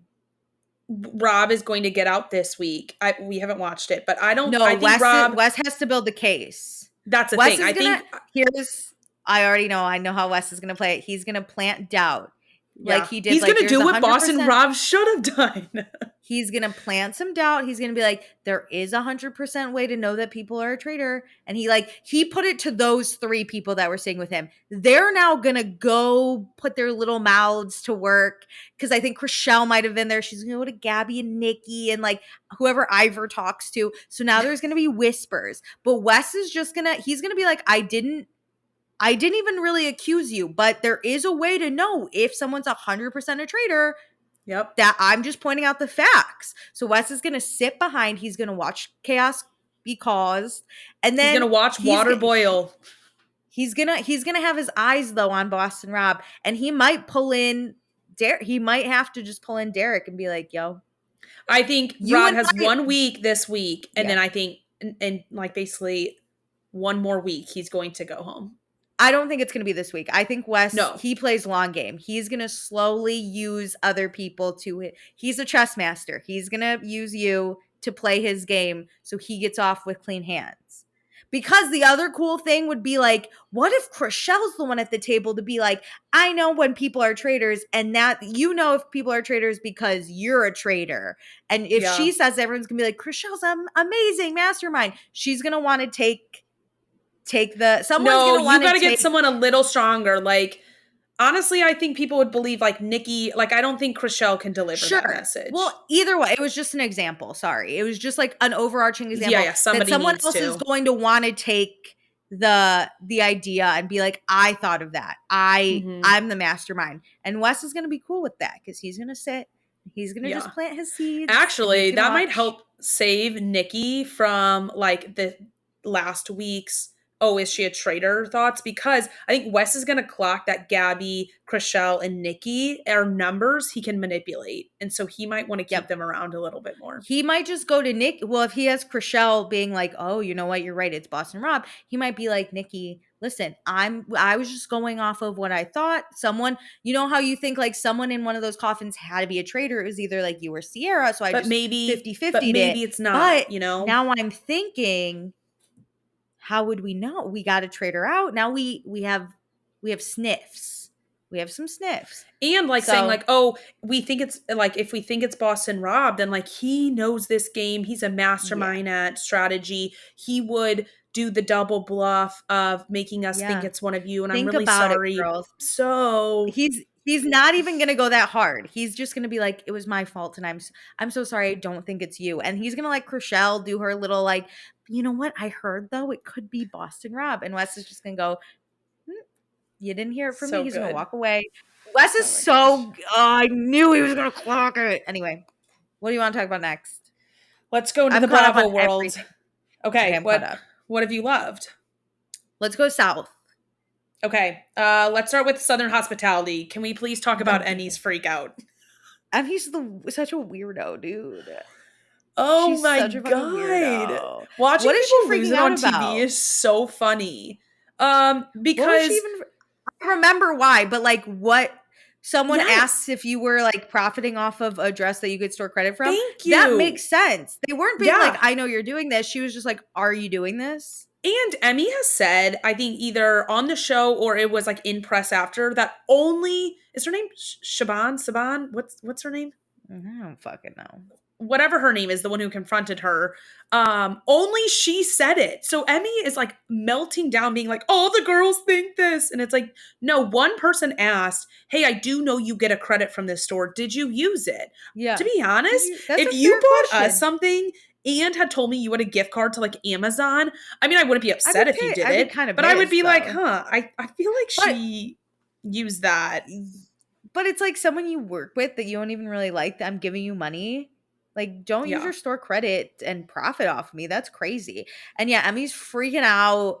Will's nowhere to be. He's talking shit behind her back somewhere. That is the Well, then funniest once he storyline. does get involved, he's like, "Oh, you weren't doing that? Like, That was well, you were hilarious. He set actually her up for better failure. setting outside, like leaving her I alone." think the star of those scenes was Michael's. He was like, is there a wall I can run into or what's happening? He Him literally was not watching Emmy wanting freak out. He was like, and him not wanting to share a room with Emmy on their like trip to that lake. I'm that was like, so funny. I agree. I would much rather be with TJ, who like Well, we have all this terrible, not terrible history, but like this we awkwardness. have Much weird rather tension. sleep in a bed with him Yeah. than Emmy. I'd rather be with the guy that denied me and then decided he like wanted to get with me. So second choice. And now I'm that like, you're seems my more enjoyable. safety. And Emmy is so mad. And the way she presents it to other girls, it goes, you're tight with the gays, just like me. I'm tight with my gays. And I went, stop. Oh Stop. my god. Me and my gay best friend, shut the fuck up, girl. Michael's I literally hates you. And I love that he was like, I don't care how you act, but when we're on the clock, you're not going to act like this. And I was like, that's a boss. I forget he's Peter 21 2.0. sometimes. Like, Yeah, he's so amazing. young, but he's amazing. Like, He put these people in their commands. goddamn place. He commands. Also, is TJ and Joe Bradley, did they have sex or what? Okay. Did they hook up? I don't know, but TJ being the one to constantly bring this up, I would be very upset if that was my First friend. of all, though, if you're fucking with my emotions and we're gay, or I'm gay and you're straight and you're making me think a certain way, and then like here's the thing, is it happens all the time because it has happened to multiple of my friends who like the same sex. Some of them are bi, so I didn't want to just say gay as an overarching term, but they will hang out with their straight friends, and the straight friends will either experiment or like, play around, think they can do that, but then a crush ensues and it just keeps going and going. And it happens with straight people too. If you have like I have a lot of guy friends, and I'm going to be a liar if I say it's never happened where I've developed a crush and then they like put their arm around me and like invite They're me like to playing with your movies, but feelings. it's almost like I'm a it's stand-in fun for them. girlfriend. Yeah. Yeah, or if we're drunk, you like give me a kiss. I'm thinking something else. You can't play with people's emotions like that. So I get where TJ is coming from. But for him to then sit there though, it's so awkward for him to be like, I did have feelings for you. And Joe's like, and then he's like, and we did hook up or whatever he said. And I was like, yuck. I don't even know what's happening with them. Joe Bradley TJ just hates and Joe TJ. Bradley. Well, yeah, but I also don't think that it's hard to be friends when this is the second time TJ's basically outing something of Joe's on TV, like that Joe didn't want. Whether it's right or wrong, like I'm really happy that TJ made the Luann comment because like loved that for the tea. I love it. I love TJ. I'm not going to trust him with my secrets though. That's the thing. If my friend did this, we are never talking about serious stuff ever. TJ cannot hold anything in. I also, though, there's something about Joe Bradley where I just get like red flags. So part of me's like out him for all he's worth. I feel like Joe is so fake, but I don't mind the character he's built for me to watch on TV. Oh, it's amazing. And I love him and Maddie being like, I never want to be engaged. And Joe Bradley's like, in the next 3 years, Maddie and I will have a white picket fence and children running around and we'll be married for 10 years. They're a different universe version of Paige and Craig. Yeah. And it's where I'm like, funny. Go Maddie. Maddie's literally like, if he asked me to marry him today, I would say yes to, not to embarrass him, but then I would say no. And Joe Bradley's like, I would propose tomorrow. And I'm like, no, you guys are amazing. They're so funny. And then having Emmy and like Will, like Emmy dying for proposal like 3 years later. I'm just like, she's like, I can't wait to be pregnant. And Will's like, I hate her. Also, he admits to talking shit about her to his guy friends at Guys' Day that Joe Bradley is not invited to. I am so embarrassed for Emmy because she is going so hard in defending their relationship when he is playing in her face, not only in her real life, but like you're seeing all this on the TV show too. Like there are clearly so many issues. She doesn't care. She wants that ring. She wants the money. I'm tired of watching it. I feel like I'm traumatized as if I'm in this relationship. Like stop forcing this on me. It's kind of like Jackson Brittany. Very unhappy. Yeah. it's not as bad as Katie and Tom. Like, I honestly found Jax and Brittany to be worse because I I agree. always believed there was a friendship between Katie and Tom. I didn't see that with Jax and Brittany where like they actually had a connection underneath. And so like Joe and Maddie are my Katie and Tom, and Jax and Brittany are Emmy and Will.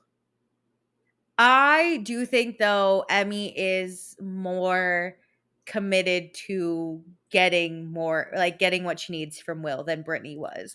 Like Brittany Yeah. was fully like, but I love Jackson, I can change him, and everyone wants to be the girl that changes the man. Emmy's like, I'm gonna be rich, so Well, I have to that's stick this because through. Willie and Jax are different. Like there is something to stick around I think for that's with it. Will. Yeah.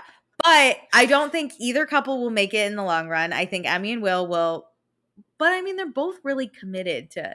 No, I don't think They're they'll work committed for out, and like such the wrong reasons. I don't think Joe Bradley and Maddie will work out either. I'm calling it. I believe in If Joe I'm Bradley wrong, and I'm Maddie wrong. more.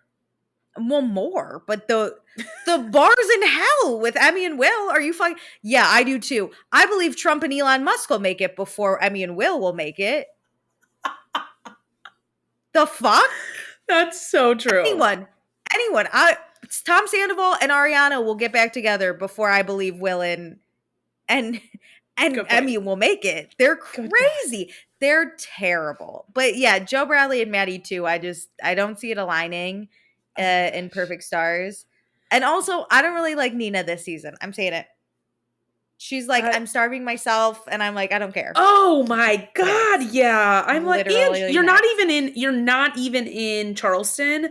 Why are we following this? Literally next. I'm happy you're still dating that guy, but literally next.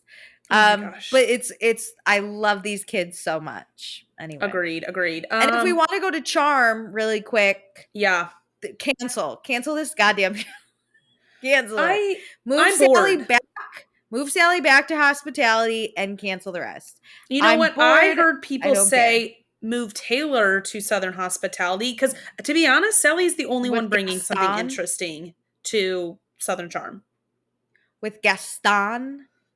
I hate that man. So, the fact that he's not on my screen and we have to talk about him all the time. I'm so mad. If you're not going to be on my screen, you don't get a name. Yeah. You don't. So the show's a mess. Craig's mad because Austin's mad because Craig's mad because Austin's mad. Those two babies. He did the podcast without Austin, which, let's talk about this really quick. I have an opinion. It's called Pillows and Beer. You can't do the podcast without me. What? I was like, what's Craig doing? I get it if Austin can't make it, but you record without him? That's crazy. Alicia, I can imagine getting in a fight with you and being like, I recorded it anyways.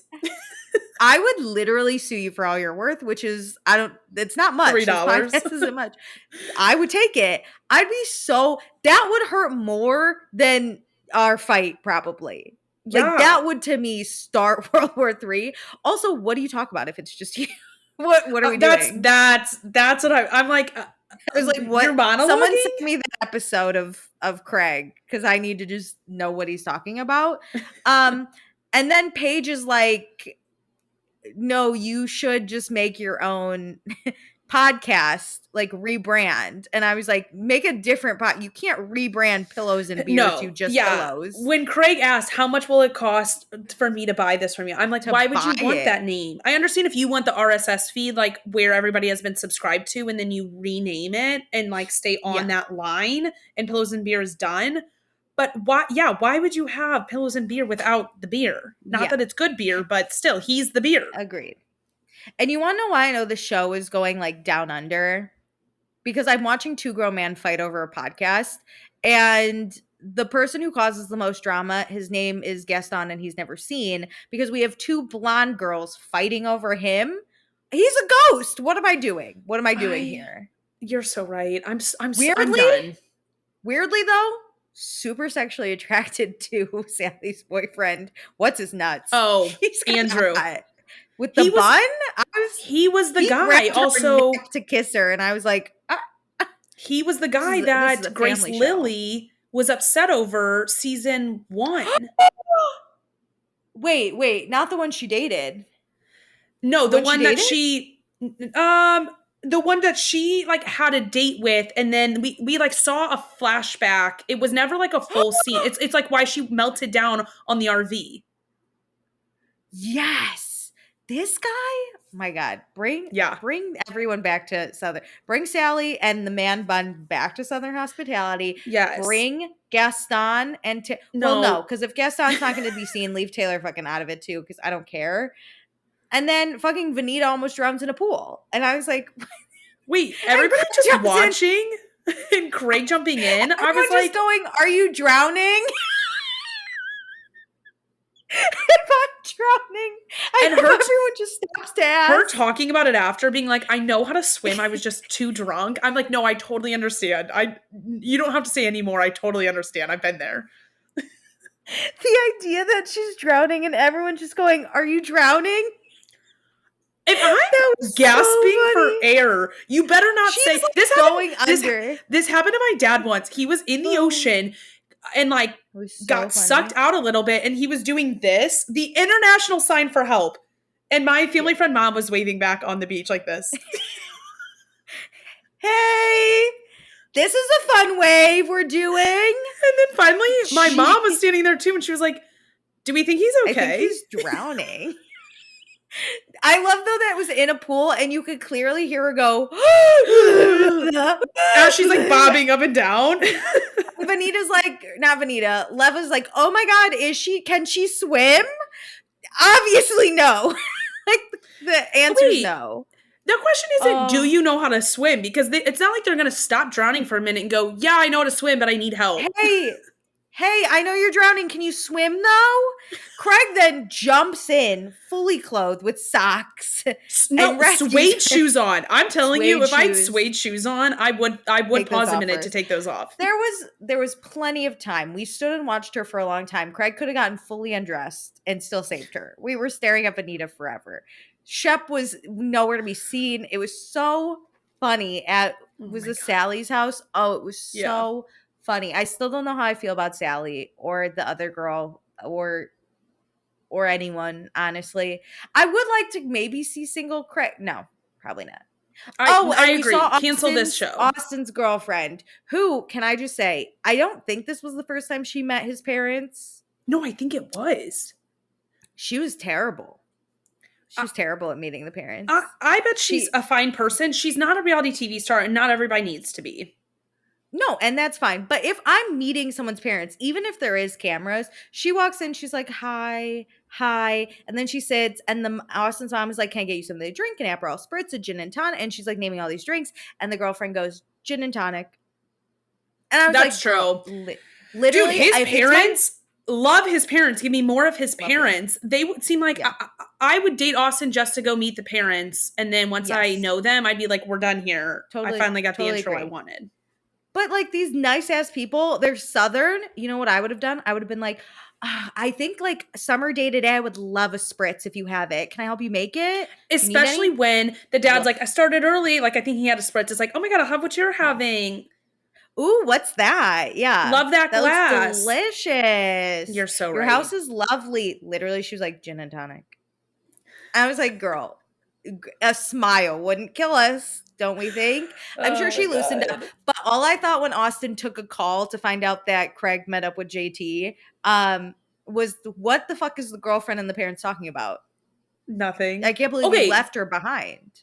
I think it's kind of crazy for Austin to be so upset that JT and Craig got coffee, because JT did it just like Madison did it. Like, Madison wanted to talk about what was being said and she wanted an apology. JT asked Craig to go get coffee. It's not like Craig was like, "Hey, bud, let's go hang out." It was also hilarious because they did not get along or solve anything. No. They weren't even there as friends. And they literally continued to argue. Madison was upset that like he went and sat with JT. Why are we so upset that people are talking when we're all on a TV show doing the same thing? It literally wasn't a thing. Craig basically gaslit JT the whole time. And I love that JT's like, the truth will come out, because it literally will.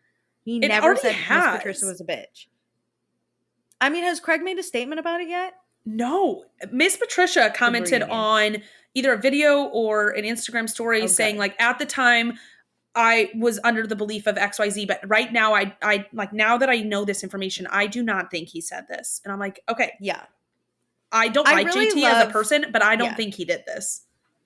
Well, if Craig's talking, you're not going to sit here and tell me Craig's the truther in the situation. Oh, Even if I God. don't like JT, I'm going to believe his word over Craig's.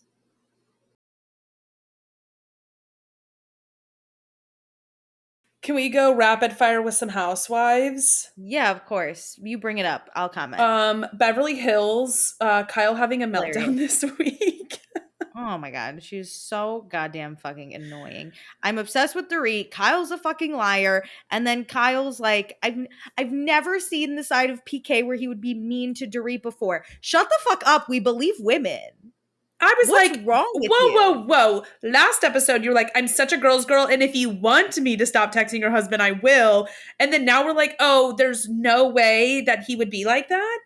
Be so I fucking don't for real believe right PK now. would be like that. No, try again. You got the wrong audience, Kyle Richards. Maybe if you were just equally both friends with him, and one person was like, hey, I think he was a little rude to me over text, you'd be like, oh, he hasn't been that way to me. But you are discrediting his wife? That's crazy. What? And wasn't he like an alcoholic? Yeah, he was gonna act out a Yes. kid. Yeah, I believe that he didn't treat Dorit great during their relationship. Yeah, and I bet it was mutual at some fuck? point, but like, he was mean to her. Yeah. Can I just say really quick though, Team Sutton all the way. Even when she's with Kyle, I love her. She is so funny. She's like, they're just gonna be fucking dramatic. And Okay. Bose is like, we have to go. Even with She's the like fighting with Dorit in that Sprinter van, I was like, wait, I'm kind of always Team Sutton a little bit. I wish Sutton and Dorit would just join forces. I agree, especially against I do Kyle. like I'm like, Bose though. Yeah. love her. I love I that love her Bose is on life, Dorit's team. her story, her daughter, her dating. Yeah. I think Very she interesting. says everything she's thinking with the right amount of filter. Yeah, and I like that she's unequivocally Team Dorit, and Kyle's like questioning it, and I'm like, dude, you have a fucking army behind you. Calm down. Yeah. And Kyle's like, oh, yeah, I'm just gonna say it once, and Dorit's like, can you just sit down? That's what it is. She's like, can you just sit down? Okay, Kyle, you have the audacity to go and talk to every single person about this text except Dorit. And now she is calmly saying, hey, you've gone to everybody. Can you just talk to me? She's like, I cannot believe it's this big of a deal. We are too old. This is so stupid. This is stupid. Look at how old we are. And when she said that, I literally went, y'all are sitting around in someone's front yard in a bunch of robes crying. And you're the one that's calling how stupid reading a text is. You made it a big deal because you talked to everybody about it, and you said it was just memes and jokes, and that text was not memes and jokes. Not memes and jokes. And I love that Dorit was like, I know she talks shit with PK because he would come home and tell me after talking with Mauricio. And I was like, she gotcha. I'm like, okay, if you're gonna talk, if you're my husband and you're gonna talk shit about me, that's kind of fine. We can all talk shit about each other. Come home and tell me what was said, especially when other people were adding in. No, you shouldn't talk shit about me. No, I agree, but if you're gonna do it, you should hear what my best friend has to say about me though, and agree just to get more out of her, and then come tell me everything. You better tell me what's being said. You don't fucking start it. Oh, that was awesome. Okay, great. But Beverly Hills, I can't wait for this reunion. I hope Kyle, this is her last season. I don't want to do this anymore. Then quit. Okay. Speaking of kind of similar energy with a reunion that's happening is Salt Lake City. Woof. I can't with Lisa Barlow. I can't. Are you ready? Are you ready for this? Go off. Wait, can we talk about the finale first? Yeah, and then talk about the reunion, because we haven't touched on that finale in the last 10 minutes, how psychotic that game was. What game? Oh my God, when Heather's like, we should all read the worst text. I went, no, we shouldn't. No, we shouldn't. I have a question for you before we get into some of those texts. Do you think because it logistically worked out perfect that they were like, okay, producers are like, pause, let's talk about the logistics of this so everybody gets burned and we all talk about somebody. Do Lisa Barlow last. They're like, obviously, Whitney, you're going to do Lisa. You're going to do this person. Yeah. It was orchestrated perfectly for mass destruction. Brittany's terrible text was, I don't want to invite Mary to tea. And Mary was like, that's it. Brittany, you can say that about even me. I don't want to go to get tea with you. Do your worst, babe. Yeah, that was so funny. That was I so felt Brittany, bad. though. Can I say, though, I have really grown into an Angie K stan. Her feeling Bronwyn's pain while Bronwyn was reading it and apologizing after and going, that was really terrible of me, was the adult energy we needed. And I think Bronwyn took it really well of not trying great. to say like, Bronwyn. oh, like say you're sorry. Like she wasn't defensive. She was like, I have to sit with that. Like, this is what you said about me. You don't have to apologize. It's how you felt in the moment. Well, because Bronwyn can also recognize that she read a terrible text about someone else. So like that side of the table was able to take their texts the best. Mary, Angie, who was the other one? Whitney. I think Whitney took Whitney's was hard because of that relationship was so personal. The stuff said, the saying that you've never sold a dime of her product, you know that has to be fact. And so like that would hurt in different ways. Yeah, that side of the table did great. Also, when Mary and Angie, I thought they were going to break up. My heart was like, don't do this. This is the girl gang I need. I'm so happy they got back together. Me too. Anyway, too. The other side of the table, psychotic. So first of all, Brittany, yuck. Second of all. Okay, can we talk about what Bronwyn's text was about, though? Because Brittany does parentify her kids. And as somebody who has been parentified, it's annoying as fuck. And you better start identifying it and stop putting your kids in those situations. And then also, Brittany, you do only bond with people over trauma dumping and wanting to be praised for like talking to your daughter. Be so fucking free. I don't understand the people who love her. I hate her with a burning passion. I will continue to watch her. I don't mind her being on my TV. People like her? Yeah, people ride for her and want her to be a full-time cast member. Yo, don't do this to me. She's terrible. I'm happy for her to be on my TV because I think she's so psychotic. It's interesting, but you are a terrible person. She's awful. Oh, my light's a little crazy. That's okay. But then I thought Meredith and Heather were fine, but then Lisa Barlow, and it was hard. It was a harsh text. I'll give her that. Because we brought in there had been other husbands that were brought in.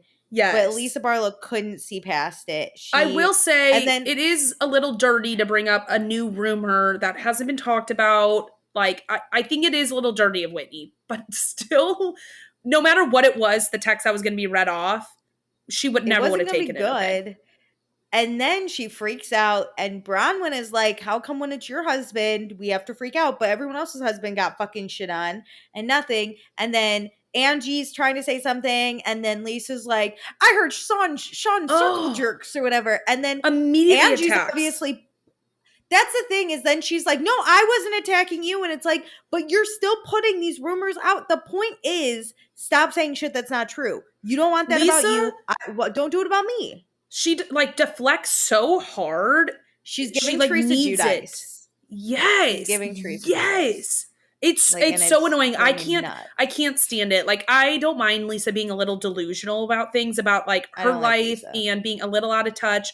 But the minute you can't take ownership of things or just can't of your actions, play the game that everybody else sat there and took it. And I don't think anybody should have. But now it's a problem. So then she leaves, and then we go to the reunion. And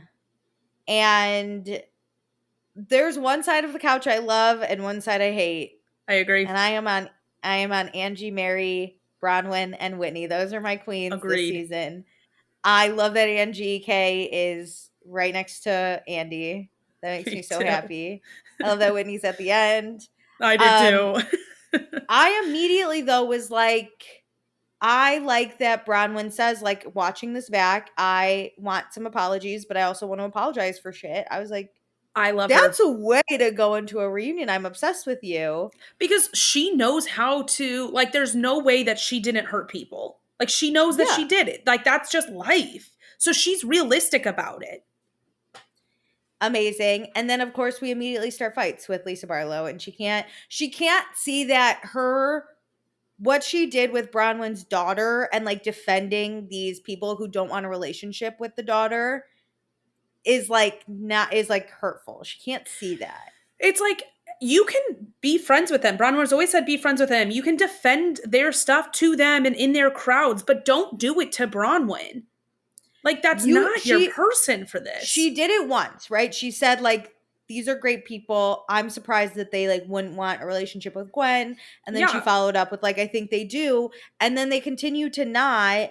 And so Lisa just needs to shut the fuck up about it. And she can't comprehend that. And now all of a sudden everyone's against her and she's a terrible person. She's the victim. Oh, and I was like, my God. Yo, it was giving, like, seriously. When an adult child says, like, hey, I want to talk about how you hurt me to their parent. And the parent goes, I guess I was just such a terrible parent. Like, that's what she was doing. She is giving Teresa Giudice, and I want to punch her in her face. And I can't believe I don't like Lisa Barlow. Especially the miscarriage comment on the after show, which I didn't watch the after show, but I understand the mix-up. I understand how it happened. You heard it, like, being said on camera. So, and the show hadn't aired by the time you filmed the after show. I understand the logistics, but just say, I'm sorry. I'm so sorry. I didn't mean to hurt you. I shouldn't have said that. You know, logistically, this is why it happened. But I am truly really sorry. There was no intention to hurt you this deep, and I know this hurt your daughter terribly, and ended there. Yeah, Lisa Barlow can. I guess I'm just a terrible friend, and all I do is wrong things. And it's like, yeah, bitch, all you are doing is wrong things. Apologize for them. Get fucked, baby gorgeous. I'm surprised Heather won't like, you know, not lick Lisa Barlow's asshole. I do think Heather has changed. I don't think it's necessarily the weight, but I think the weight thing adds to it. You think it's because she lost weight? No, but I think it's a combination of a lot of things over the years. And I think Heather really likes being on what is deemed the in crowd and the people who have the most money. And it's not necessarily in the argument. It's that they are kind of like the creme de la creme of these people. Well, when you say that, I mean, Lisa and Meredith have been fan favorites for years. So she's now like, this is who I'm going to hitch my wagon to. But like, newsflash, baby, I love Mary Cosby and Angie and Bronwyn. No, but even monetarily wise, outside of Bronwyn, because she's new, but like Whitney doesn't have as much money. Like, there's no way Angie has, like, I think Meredith and, well, like, they are perceived as having more money and more status. And so I think that's what she's hitching her wagon to, not necessarily public opinion. I think that adds to it. I think it's public. But I think Heather likes being in the court of public opinion because she wasn't with Jen, and she did try to then clean up her image and be like, true. No, I'm victim. I think that's a factor. I just think it's the holistic thing of, and that they are the people I want to be. But I'll put money that we see Heather change her tune a little after we see everything that's come out. How we'll really know is with Bronwyn, because she is such a fan favorite that if Heather does a 180 on her relationship with Bronwyn. I haven't seen anything, but I love Bronwyn. I love Bronwyn. I love Mary Cosby. I would kill for her. And Angie K she is a shining star. Her and her gay or not gay husband. I love him so much. I hope their marriage never fails. I'm rooting for the Greek mafia to come through. I love Mary and Angie are so like, who would have thought? Who would have thought? After Angie said, Mary, come sit here, and Mary said, please don't talk to me, who would have thought these two would be friends? Wait, can we talk really quickly about the end a little, or like about Todd? I don't think Todd's a bad person. I know he's a little like rough around the edges and how he delivers the message, but like, he's like a real person not playing for these cameras, and I don't mind that. I didn't like Todd and the way he spoke to Bronwyn. Plus, to me, like, and this might be wrong, but he is a lot older than Bronwyn. It seemed like there was maybe this, like, you know, power dynamic that I don't really love. That being said, what I did really like, because to be honest, I have a note in our file that says, who's this old fart cheating with? And so, you know, I don't really like Todd. Anyway, I can respect, though, that him and Bronwyn watched the show together and they noticed different ways in which they did not communicate well, and he did not speak to her well. And he is like, I can recognize that, and I'm going to, you know, change my delivery maybe a little bit. I guess it's more and I like him that. Clocking her and saying, this is not like you. Like, this is not how you normally act. Like, I would want my partner to check me like that, because they did it in private. Yes, it's on camera, so then the public gets to see it. But I think in private, I appreciate him clocking her. I think in private it's fine. I didn't like when they were like at that dinner and Brown was like, I could be a cunt. And he's like, don't say that. And I was like, no, I'm gonna say cunt if I want to say cunt. We're like stuff like that. Yeah. And I get like in private what happens is what happens. I just didn't like how it didn't seem like a conversation where he was like, you never Yeah. act like this. What's happening? It was more like, don't act like that. And that's the final word. And then Bronwyn just seems so like vulnerable where she was like, Todd's opinion means everything to me. Yeah. Those are And the I was moments I like, don't like with them. And I hope that those are the moments they reflect on and change a little bit, because yeah, I think they the are. the dinner conversation, it did feel like he kind of like smacked his dog on a nose and was like, stop. But the earlier conversations when he's like, I don't want to talk about this, because it was about Gwen. And he said, I know in the reunion, like there were Gwen's topics that off. they said were off limits. Like, I don't mind him shutting down. He is not here for the cameras. Like, he's not living his life to be Yeah, a reality which I TV liked. husband, which so many Yeah, other husbands do. And I'm agreed. like Seth this season, I'm like, get the fuck Yeah, off my screen, Seth sir. is Like, so stop weird. trying to be in the drama. I also like that Gwen's not his daughter, so he's not gonna talk about it. That's not if Bronwyn wants to bring it up because she talked to Gwen, they have a different relationship. This is stepfather. He is out of that. Absolutely not. Mm-hmm. He's not gonna Yeah. bring it up. I liked the husband showed up and I was kind of like, I don't super care yet. I'm I pumped for don't like Todd to yell at Lisa. John going, watch your tone. I was like, Ugh. John, you have not spoken in 5 seasons. What are we doing now? Shut the Also, fuck up. this is something up. that Lisa's wrong on. I understand if you're trying to like That's defend her it. because she's That's being it. wrongly attacked, but this is something she should apologize She's for. wrong. Yeah. Ugh. Great show though. I love a reunion. I always forget how much I love a reunion, and then I watch a reunion. I And can't just wait for them go, to go after Brittany next episode. oh my god, this crazy woman! Get her off my screen. But keep her on. But get her off. It's great. And then I'm listening to absolutely nothing except Bravo in my ear at all times. I'm not really listening to anything either. Just wait, can I plug a TikTok. song that came on a shuffle on like a random playlist really quick? Go off. Do you remember did you ever play Just Dance when you were a kid, like on Wii? Not really, but I do know the game. There was a song on there and it's from the 2000s. It's called Big Girls and it's like, big girl, you are beautiful. And it's just a jam and I forgot about that song totally. And it came on like this 2000 shuffle and I was like, oh my god.